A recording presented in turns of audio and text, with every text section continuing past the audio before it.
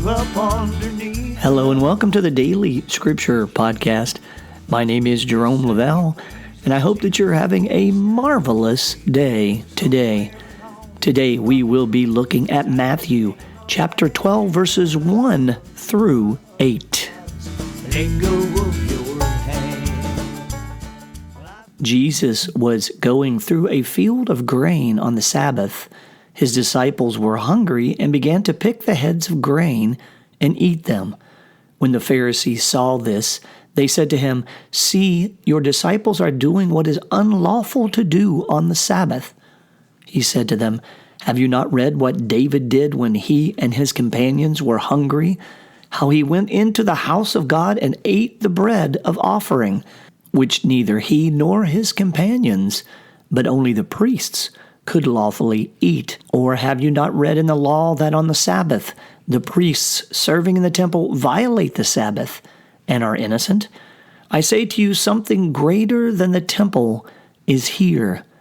If you knew what this meant, 'I desire mercy, not sacrifice,' you would not have condemned these innocent men. For the Son of Man is Lord of the Sabbath." Today in the Gospel of Matthew, chapter 12, verses 1 through 8, we hear Jesus addressing the Pharisees concerning their accusations against the disciples that they had violated God's law. The disciples were accused of plucking the heads of grain as they walked along their way and consuming them. In the Jewish law, as interpreted by the Pharisees of the day, this act constituted harvesting, which was prohibited on the Sabbath. And in their consistent harassing of Jesus, some felt it necessary to question him about this.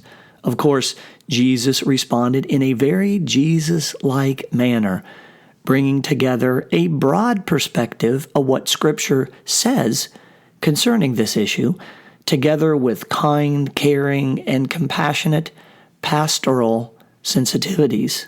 In the end, did the Pharisees really believe that his disciples offended God, who created the entire universe and all existence, by plucking a few grains of wheat as they walked along their route? Is this where the Pharisees and all of us should be placing our attention? Jesus says to them in response, "Something greater than the temple is here," meaning, I think, that something greater than the temple walls, the pomp and circumstance, the fancy robes, the fastidious prohibitions that make up much of some people's faith existence, and that something is one's heart. That is where the focus should be.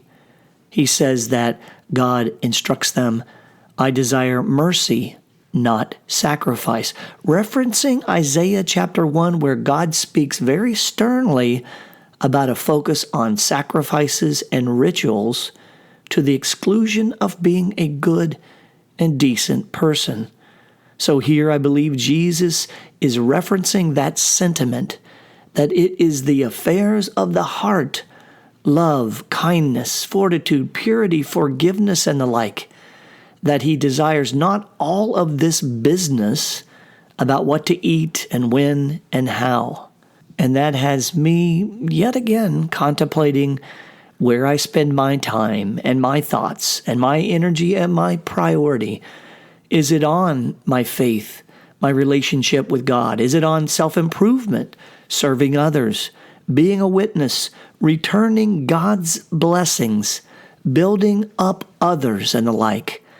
Or do I spend my time worrying about food and clothing, vacations, parties, creature comforts, dragging people down, sports, exercise, and entertainment, on how I look, on an overemphasis on my career, and the like?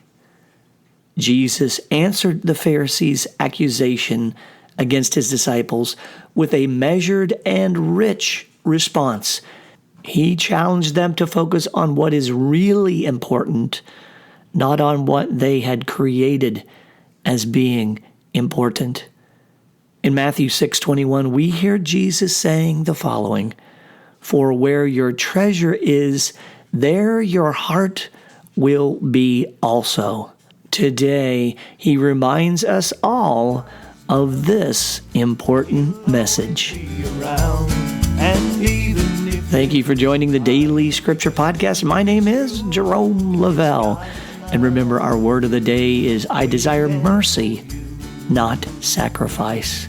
Until next time, be well and be blessed.